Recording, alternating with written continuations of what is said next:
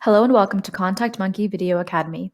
In this video, we're going to go over how to use revision comments, a recent feature which allows you to tag other ContactMonkey license holders and edit your templates together. I'll start off with choosing whichever block I would like my recipients or naming the editors within the template to take a second look at. I'll start off by hovering over whichever row I'd like some feedback on. So I'll go with this one and click on the outside of the row.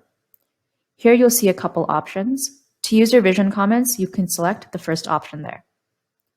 You'll notice on the right-hand side, it allows you to insert a new comment.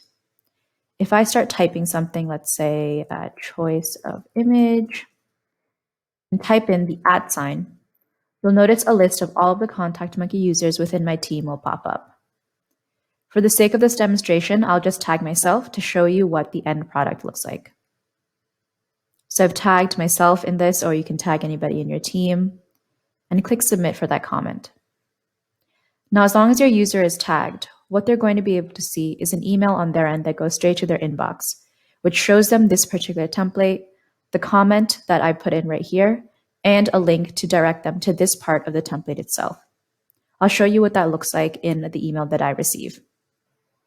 So I received this message a couple minutes after I was tagged in this particular template. So there I was, tagged, and this is the email that I received.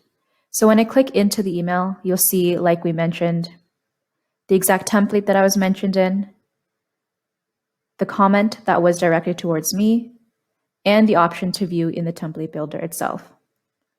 So when I open this up, you'll notice that our template opens back up with the comment on the right-hand side.